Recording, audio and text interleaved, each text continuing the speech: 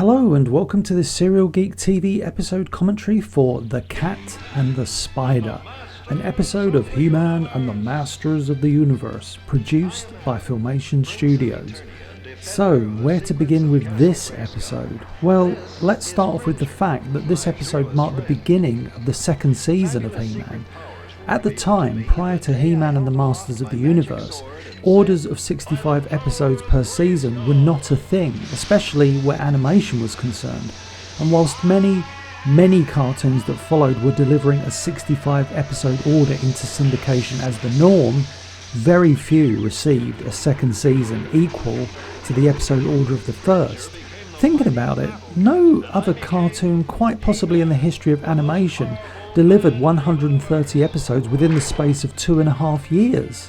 The Real Ghostbusters and Teenage Mutant Ninja Turtles had episode runs that would eventually eclipse He-Man's 130 episodes, but that was over the space of many years.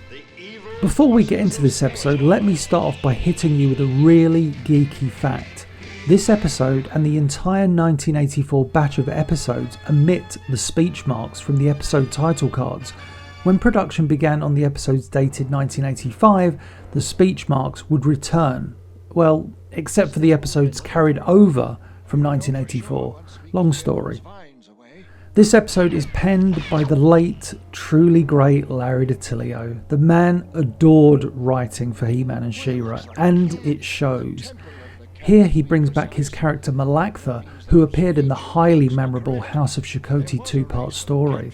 Larry primarily created Malaktha because he wanted a character in the series whose power was knowledge, and storyboard artist Don Manuel designed Malaktha to perfection, making him one of the best returning guest characters in the series, alongside Granomir, another Larry DiTillio creation.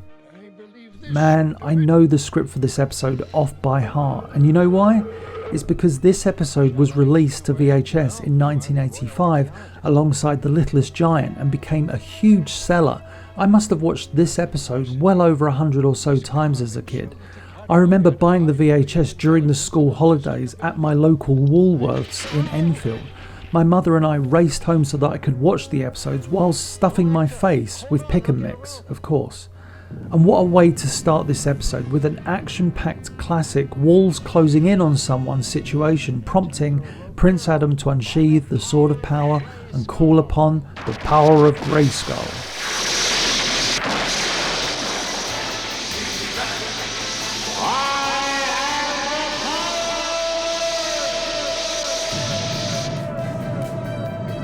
This transformation always brings a smile to my face. The sound effects of the power of Grayskull are so loud that it actually drowns out the music.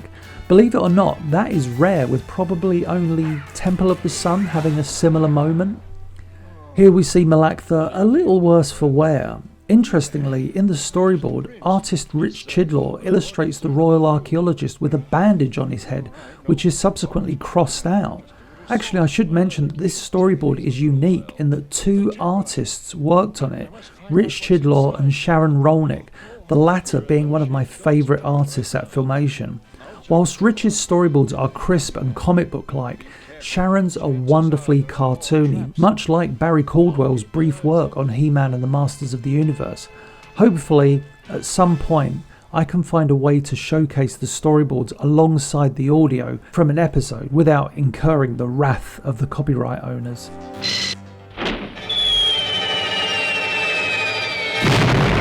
Well, someone sure doesn't know how to treat guests around here. I always enjoy He-Man exploring a temple. Plus, Filmation were experts when it came to creating mood through visuals, sound effects and music. It really does feel very eerie, and yet we can sense that this temple not only holds great history, but an even greater power. And boy, as this episode progresses, we'll learn just how much power. Larry DiTillio was so talented at writing He-Man's inner-outer monologue without it ever feeling cheesy or forced.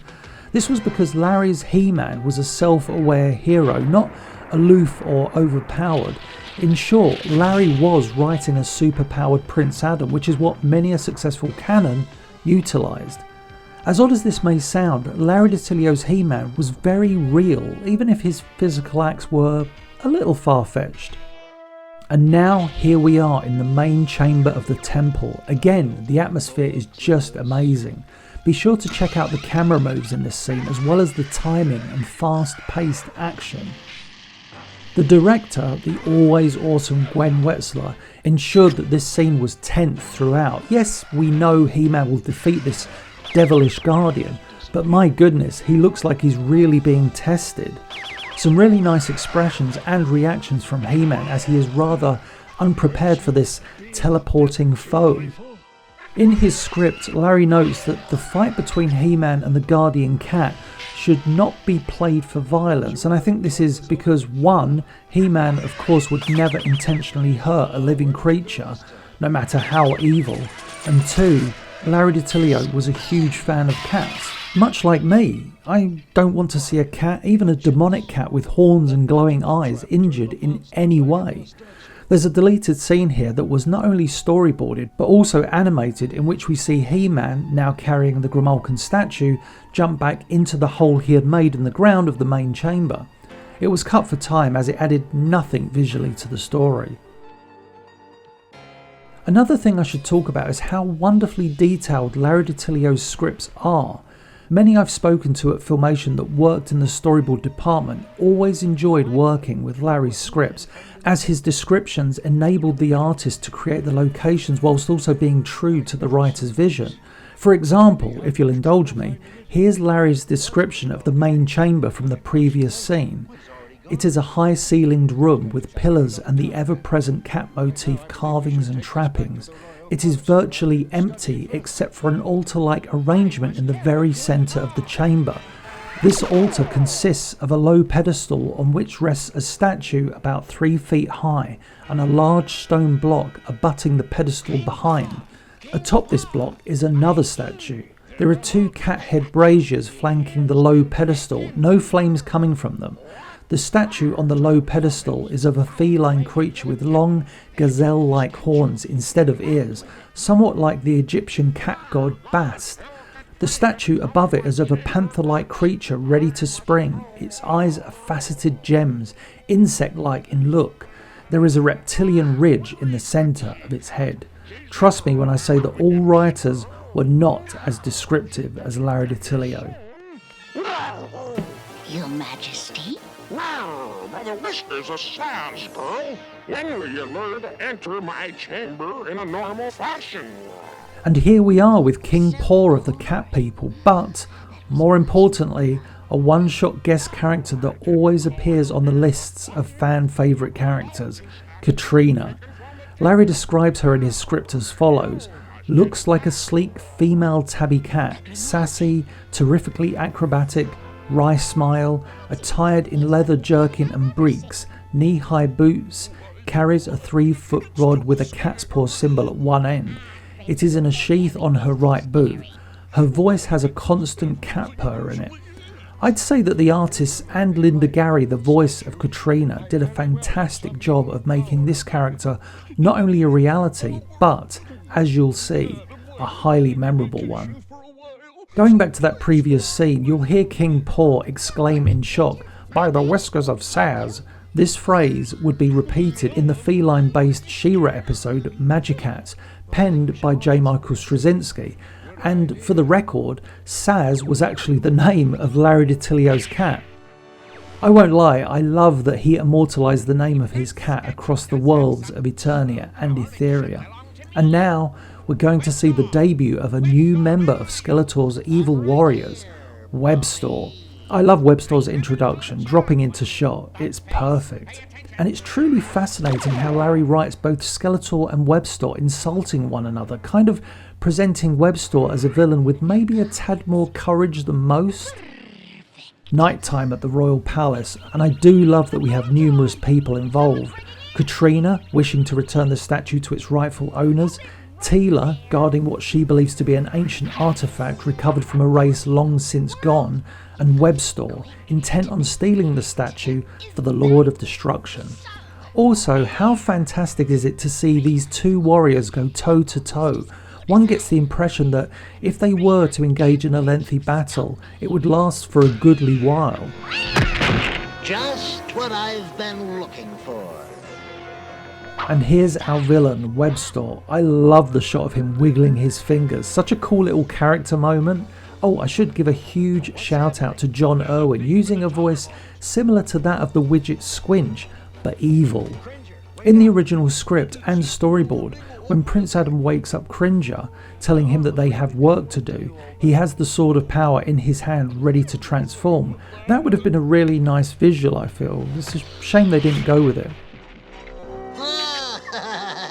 Time for me to go. Now we're about to see Webster depart the royal palace, piloting an evil-looking version of the Wind Raider with spider-like protrusions. In the original script, Webster is only supposed to have a spider-like sky sled, or war sled in the case of the villains. One feels that that would have been a tad more subtle for the Master of Escape. And Act 1 ends with a shocking declaration from our new feline friend. Praise the Grimalkin. We're all doomed.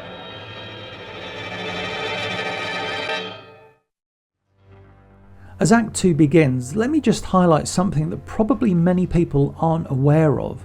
So, in the revised series Bible for Season 2 of He-Man and the Masters of the Universe, Larry DiTillio gave a slightly different origin story for Katrina, with the passage of text clearly being written prior to him developing the script for this episode. He details Katrina as follows. At the outskirts of the vine jungle lives a race of cat people, of which Katrina is a member. Katrina resembles a humanoid panther, sleek, dark and gorgeous. She can leap great distances, land on her feet from any height and perform dazzling acrobatics with cat-like grace. Katrina can also see in the dark. She was once a fairly renowned thief, but was caught by King Randor's guards and sentenced to a long prison term. Teela, however, intervened with the king on Katrina's behalf, for she sensed good in her. Katrina was released in Teela's custody and the two became friends. Katrina is now fully reformed and a trusted ally of the heroes of Eternia. She still retains a roguish personality and a very subtle sense of humour. Katrina carries a rod-like device which she can use as a weapon or a lockpick device, or to fire a slender line with a grappling hook to a distance of 50 feet. She is also an expert with bowlers.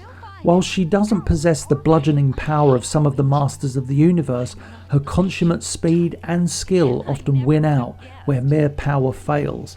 She likes He-Man, but thoroughly adores Battle Cat, whom she persists in calling Big Boy, much to the mighty feline's chagrin.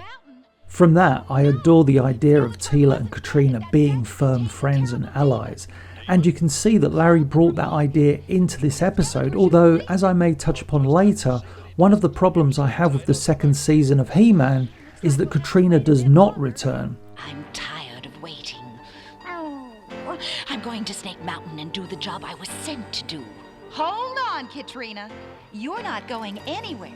At least, not without me. If there was ever a guest character that deserved to return, it was her.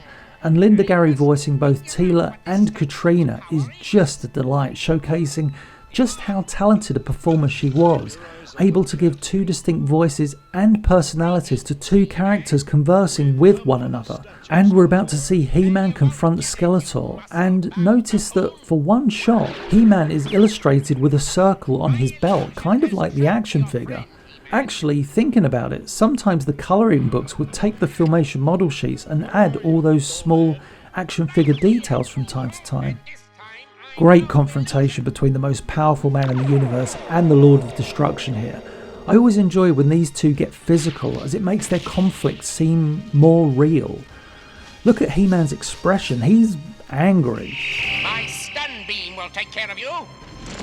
Wow, we did it. We beat He-Man. Actually, looking at Webster here, he of course has the circle on his belt. I guess one artist, when illustrating He-Man earlier, got a little carried away and gave He-Man a circle on his belt too. And here we are with Teela and Katrina heading to Snake Mountain. And it's funny thinking about it. Although Teela has numerous moments of hot-headedness throughout the series, when compared to the headstrong and incredibly impulsive Katrina, she looks positively calm. Such a shame these two didn't get another proper episode team up. Would have been great. Oh, now it's not obvious, But when the laser blast strikes the Wind Raider, if you go frame by frame, you will see that Teela is knocked unconscious when her head strikes the engine frame. Ouch! This is a great piece of drama here because we're unsure of how the pair will survive, until it is beautifully revealed that Katrina's skill saves them both.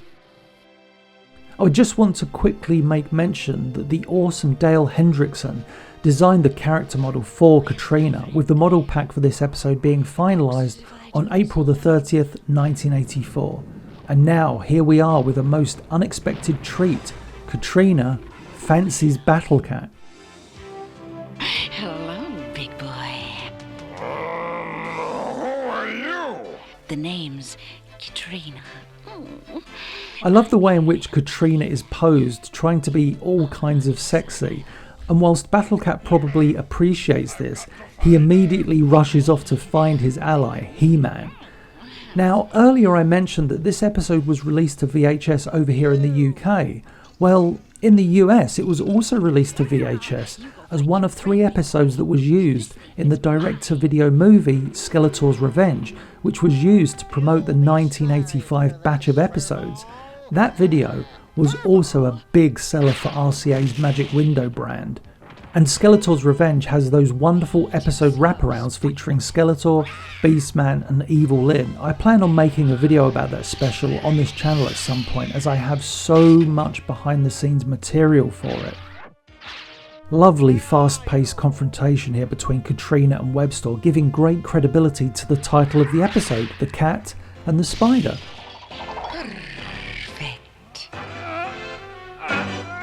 During this battle, if you go back a few seconds, we actually get a very unique view of Skeletor's throne and council table, only ever seen in this episode.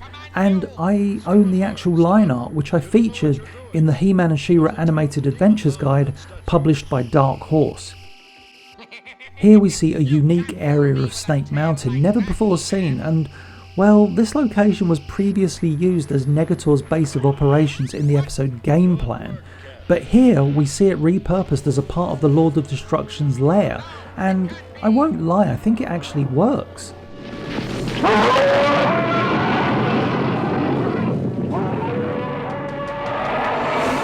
And now we have an awesome scene, the awakening of the Grimalkin. And what a creature this is, causing all to react in shock to the size of this demon. And whilst this scene is fantastic and dramatic, Larry DiTillio had described a far more disturbing look for the Grimalkin, with the demon having several cat-like heads and large horns sprouting out of it. There's a wonderful panning shot coming up showing Snake Mountain from a unique angle in the distance, with our heroes stood observing the chaos from a ledge. And He-Man and Teela embraced. Who doesn't love that? Now, when He-Man questions what does it take to stop that thing in reference to the Grimalkin, we see Katrina move next to him as if she's about to say something. In the script, she is supposed to tell the most powerful man in the universe, it can't be stopped. This final set piece is so perfectly staged and executed, with our heroes desperately trying to both distract and defeat the Grimalkin. Seeing Battle Cat team up with Katrina makes all the sense in the world. I love this close-up of the pair.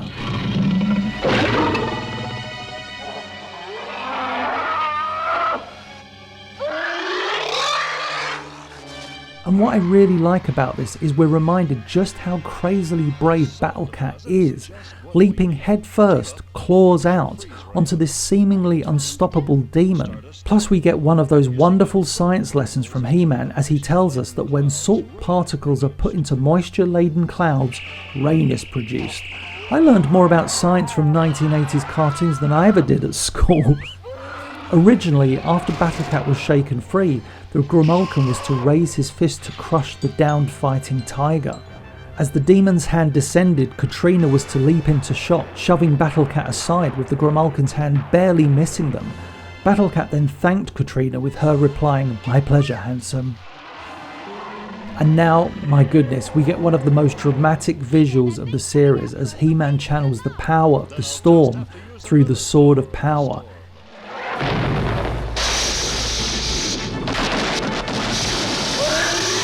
Incredible. As a kid, I watched this moment over and over again. I just adored it. Interestingly, in Larry's original script, He-Man uses the Sword of Power in one hand to draw the lightning to him, and his other hand to release the power in the direction of the Grimalkin. I'm glad that we ended up with the visuals that we did, because I think they are far more striking. I must say I was surprised to learn you catfolk still existed. And I'm sorry for breaking into your temple. And this episode reaches a wonderful conclusion, with Malaktha apologising for taking the statue from the temple and Katrina apologising for being so mistrustful of the Eternians. Everyone has learned something from this rather dramatic experience, and from this conversation, peace is found between the Eternians and the cat people, which makes it even more frustrating that they never return to the series. But this episode isn't over yet. Again, we see that Teela and Katrina have built up a friendship. When Katrina mentions that handsome fellow, I'm sure we all think the same thing when watching this for the first time, that she is talking about He-Man. The reveal that it is Battlecat that has stolen her heart is lovely, as is Cringe's adorable reaction.